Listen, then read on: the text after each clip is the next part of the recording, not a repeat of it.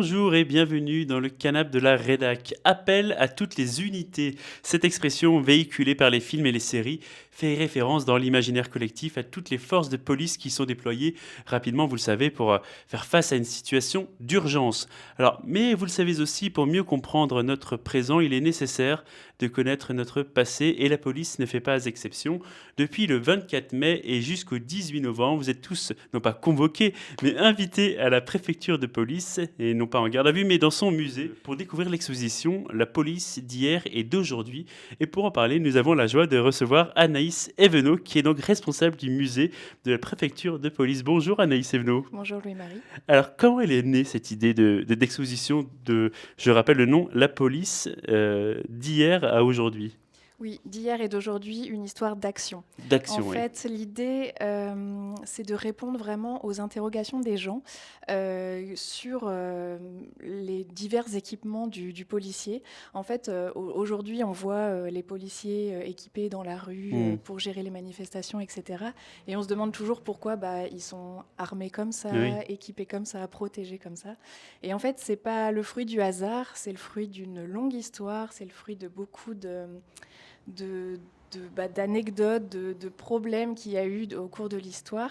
Et c'est la police qui a su réagir face à tous ces problèmes. S'adapter, en fait. S'adapter, Ouais. exactement. C'est comment la police est adaptée aux différentes criminalités, en fait. Et alors justement, cette exposition-là, aujourd'hui, elle avait un sens particulier de la faire en 2023.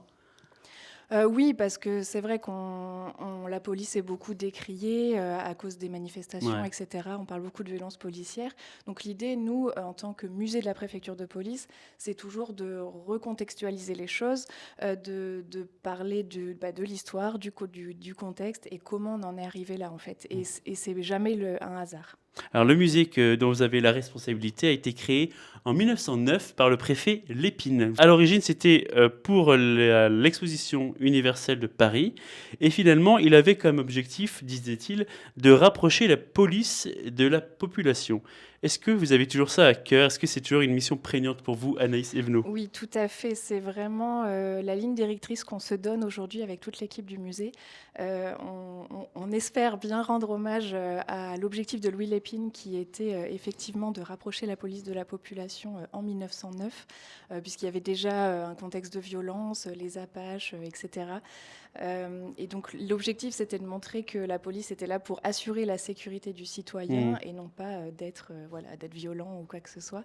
Et aujourd'hui, on a exactement ce même objectif, c'est d'expliquer aux citoyens, à toute la population, aux enfants, aux adultes, toutes les missions de la préfecture de police qui sont très larges, très variées, et toute l'histoire. Voilà. Oui, parce qu'en fait, la préfecture de police est divisée en plusieurs brigades, on peut le dire, et qui sont en bateau, à cheval, en moto, en voiture, bien sûr. C'est-à-dire qu'en fait, vous intervenez dans différents domaines. Est-ce que, par exemple, vous qui avez donc préparé cette exposition, il y a quelque chose qui vous a vraiment surpris dans l'histoire de la police? Oui, alors en fait, c'est ça. L'idée, c'est de montrer comment la police est présente sur tous les terrains, comment elle s'adapte à toutes les situations, à tous les domaines, à tous les terrains.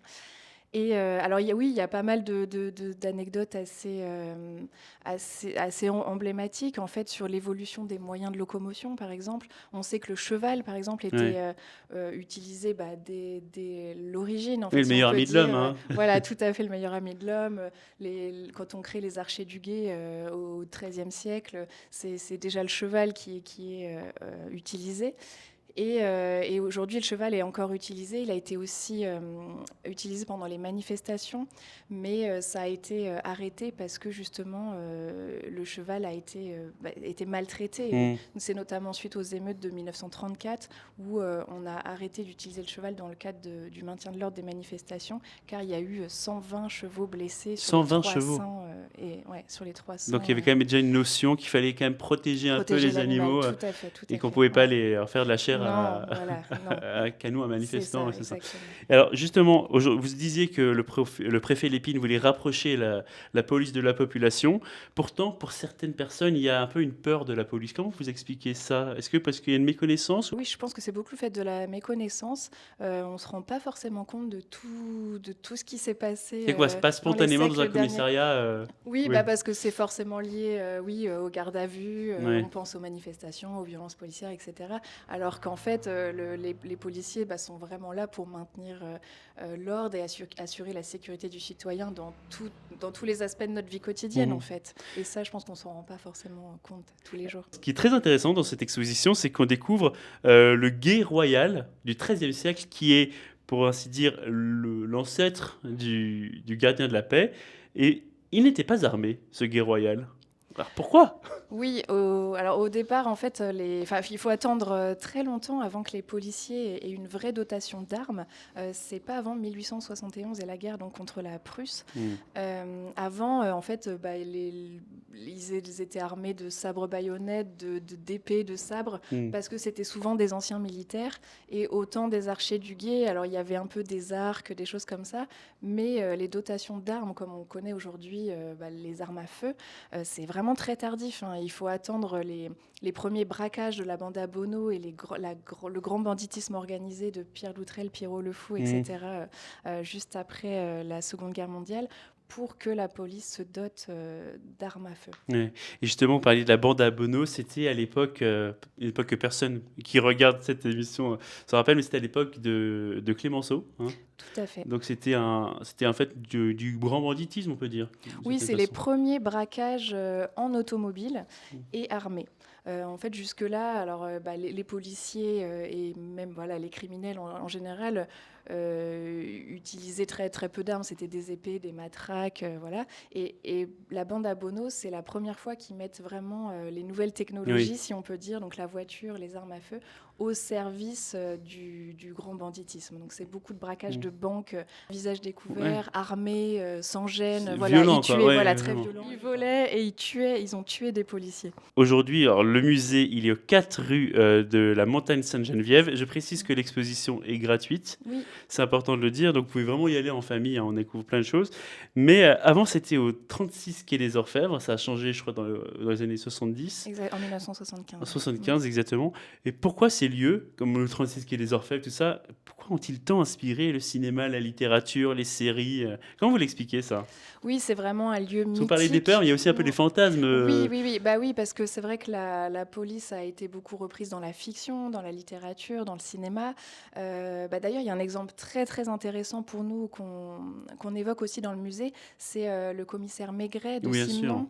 Parce qu'en fait, il a été... donc Maigret s'est inspiré du commissaire Guillaume, Marcel Guillaume, qui était un vrai commissaire, qui était surnommé l'As de la PJ. Donc dans les années 30, en fait, il était commissaire divisionnaire au 36 quai des Orfèvres. Et c'est lui qui a géré la plus grande partie des grandes affaires de l'époque, Violette Nozière, l'affaire Landru. Oui. Il a vraiment géré toutes ces affaires emblématiques. Et donc Georges Simenon, quand il a commencé à écrire ces Maigret, il faisait des erreurs en fait. Factuelles. Ouais, c'est ça. En fait, il faisait. En fait, c'était un policier parisien qui faisait des affaires en province ou à l'étranger. Voilà, donc ça marche pas à Paris. Voilà, ce qu'il faut rappeler, c'est que la préfecture de police, elle s'occupe vraiment de Paris et de la petite couronne, mais pas du tout du reste de la France. Et donc c'est Xavier Guichard à l'époque qui invite Georges Simenon à venir visiter le 36 quai des Orfèvres. Les puristes, ils ont dit là, ça va pas du tout ce que tu écris, il faut reprendre. Il fallait s'inspirer quand même de la vraie, de la réalité des choses. Et donc il est venu visiter le 36 quai des Orfèvres, il est même devenu presque ami avec le commissaire Guillaume, et il s'est vraiment inspiré de son personnage pour créer Maigret. Et le commissaire Guillaume, il est vraiment important parce que c'est un peu aussi l'ancêtre du profiler. Lui, il utilise vraiment la psychologie pour faire avouer les criminels. Vous avez un exemple d'erreur manifeste, que ce soit sur une scène de crime dans une série, où vous dites là, c'est absolument faux. Oui, c'est surtout dans les séries liées à la police scientifique. Dans les affaires criminelles, quand ils récoltent les preuves, souvent on voit un sachet un peu congélation. Oui, c'est comme ça que... Voilà. Et en fait, pas du tout, parce que l'ADN est très sensible et à la lumière et à l'humidité. Donc en fait, c'est des pochettes cristal en fait, qui sont utilisées et pas du tout des pochettes en plastique transparentes. Voilà. Ça tuerait directement l'ADN. Donc avis aux scénaristes, si vous voulez être sûr que sur vos scènes de crime, dans vos films, l'ADN soit pris correctement, ne prenez pas un sac en plastique. Non. Une question que je me posais, si dans 50 ans, on va se projeter un peu, si dans 50 ans vous deviez refaire cette exposition, qu'est-ce que vous metteriez en avant de la police d'aujourd'hui justement ? Alors, j'aimerais bien savoir ce qui va se passer dans 50 ans, mais je pense que là, les gros enjeux actuels, c'est beaucoup la gestion du terrorisme et aussi tout ce qui est cybercriminalité. Donc là, c'est vrai qu'aujourd'hui, dans l'exposition, on met en place pardon. C'est vrai qu'aujourd'hui, dans l'exposition, on met en avant les brigades emblématiques de la préfecture de police, donc qui sont la brigade cynophile, la brigade fluviale et l'unité des moyens aériens. Donc avec les drones, on est vraiment dans l'actualité. Mhm. Là, il y a eu des lois très récentes sur l'encadrement de Ouais, l'utilisation des drones on par y les forces reviendra, ouais. de l'ordre. Mais c'est vrai que dans 50 ans, je pense qu'il il y aura encore d'autres moyens pour gérer la cybercriminalité, assurer la sécurité des communications entre les forces de l'ordre, etc. Voilà, je pense que ce sera surtout axé sur ça. Alors l'exposition permanente jusqu'au 18 novembre s'appelle La police d'hier et d'aujourd'hui, une histoire d'action. On va passer à la dernière séance, à la dernière séquence, pardon, s'appelle la photoscopie.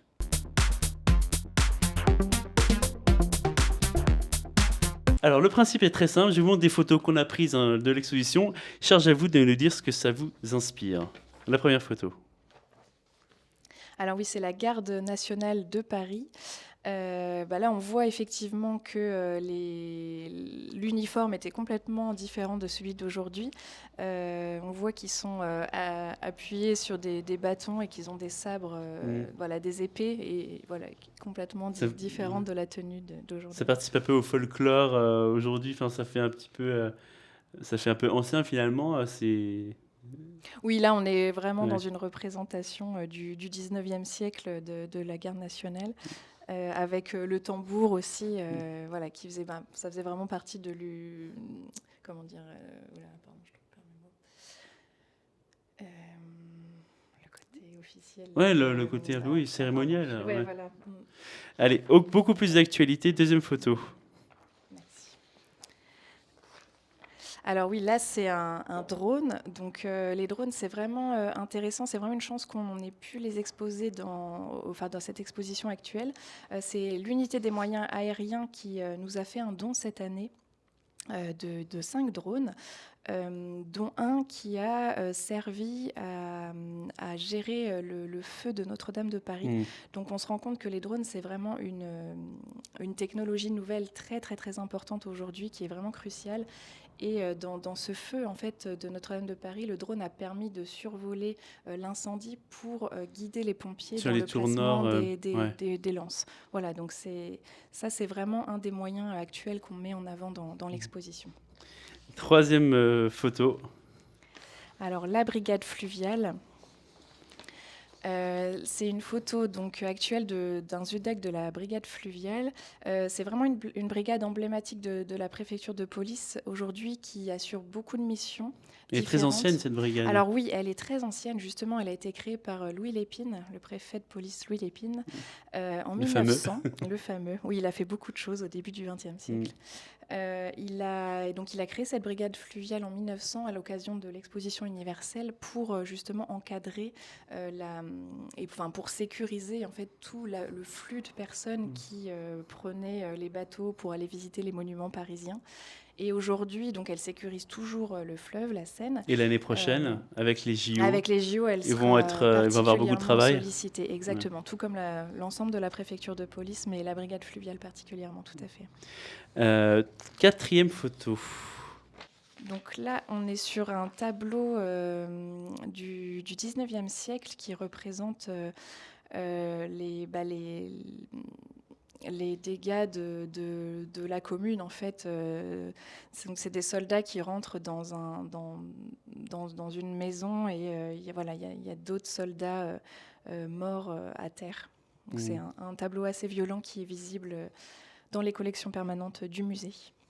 Ça vous procure quoi comme émotion? Vous pensez, j'imagine, peut-être à des confrères. Je vais être 42 000, je crois, aujourd'hui à Jean. Oui, c'est vrai que donc aujourd'hui, c'est 43 000 environ personnes à la préfecture de police. Alors tout le monde n'est pas actif, il y a aussi Bien sûr. des administratifs.